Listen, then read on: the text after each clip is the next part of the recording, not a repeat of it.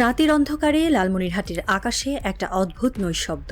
দূরে কোথাও কুকুরের ডাক আর মাঝে মধ্যে হাওয়ার শনশন শব্দ ছাড়া সবকিছু যেন থমকে আছে। কিন্তু এই নিস্তব্ধতার মাঝেই গড়ে উঠছে এক নতুন ইতিহাস। লালমনিরহাট এয়ারবেজ, এশিয়ার দ্বিতীয় বৃহত্তম বিমান ঘাঁটি, যা শুধু একটি সামরিক ঘাঁটি নয়, বাংলাদেশের কৌশলগত স্বপ্নের প্রতীক। এই ঘাঁটির রানওয়ে শুধু কনক্রিটের পথ নয়, এটি দক্ষিণ এশিয়ার ভূ রাজনীতির ছক বদলে দেওয়ার এক নীরব প্রতিশ্রুতি। আর এই প্রতিশ্রুতির ছায়ায় কাঁপছে ভারতের শিলিগুড়ি করিডোর, যাকে সবাই চেনে চিকেন নেক নামে।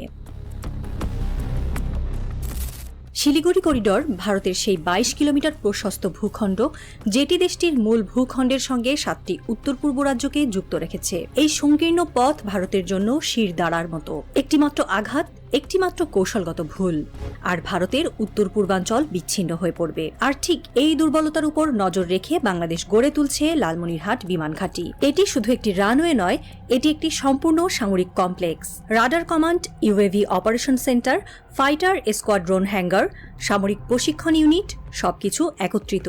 এমনকি এই ঘাঁটির পাশেই তৈরি হচ্ছে বাংলাদেশের বৃহত্তম অ্যারোস্পেস বিশ্ববিদ্যালয়, যেখান থেকে জন্ম নেবে দেশের নিজস্ব প্রতিরক্ষা বিজ্ঞানী, প্রযুক্তিবিদ, ড্রোন অপারেটর ও কৌশল বিশ্লেষক। এই ঘাঁটি হবে বাংলাদেশের সামরিক মস্তিষ্ক, আর এর অবস্থান ঠিক ভারতের গলার কাছে।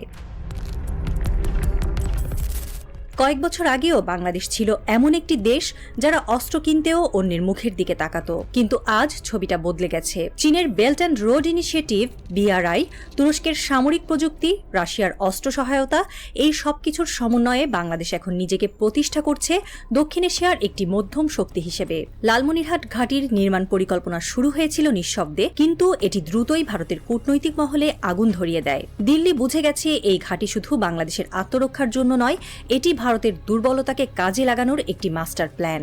এখানে বসবে আধুনিক fire control radar, beyond visual range BVR, air to air missile, UAV combat fleet, multirole fighter jet, এমনকি এয়ারবর্ন আর্লি ওয়ার্নিং সিস্টেম। এই ঘাঁটি যুদ্ধ শুরু হলে শিলিগুড়ি করিডোরকে মৃত্যু ঘণ্টায় পরিণত করতে পারে।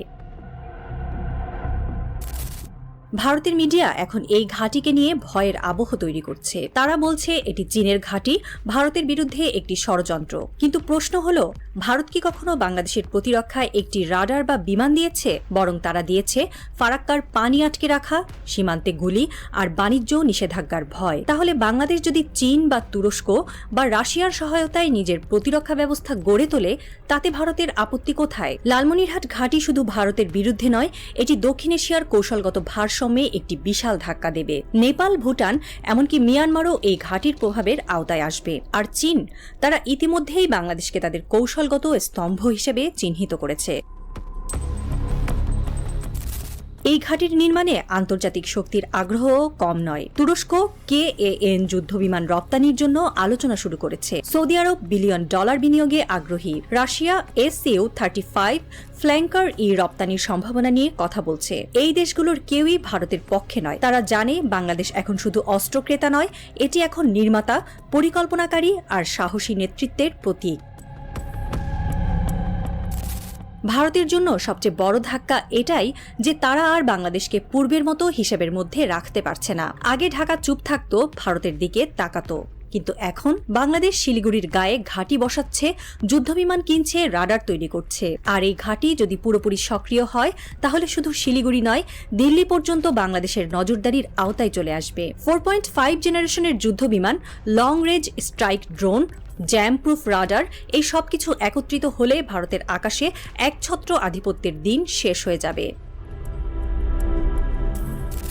রাত গভীর হচ্ছে লালমনিরহাটে। কনক্রিটের রানওয়ে এখনো নির্মাণাধীন, কিন্তু এর প্রতিধ্বনি পৌঁছে গেছে দিল্লির ক্ষমতার করিডোরে। ভারত জানে এই ঘাঁটি তাদের চিকেন নেককে একটি ফাঁদে পরিণত করেছে। বাংলাদেশ আর শুধু প্রতিবেশী নয়, এটি এখন ভূ রাজনীতির একটি কৌশলগত খেলোয়াড়। কিন্তু প্রশ্ন থেকে যায়, এই ঘাঁটি কি শুধুই প্রতিরক্ষার জন্য, নাকি এটি একটি বড় খেলার প্রথম পদক্ষেপ? যখন রানওয়ে থেকে প্রথম যুদ্ধবিমান উড্ডয়ন করবে, তখন কি আকাশে শুধু ধোঁয়ার রেখা থাকবে, নাকি দক্ষিণ এশিয়ার ভূ রাজনীতির নতুন ছক আঁকা হবে? উত্তরটা লুকিয়ে আছে লালমনিরহাটের নিস্তব্ধ রাতে, যেখানে প্রতিটি শব্দ একটি নতুন যুগের ইঙ্গিত বহন করে।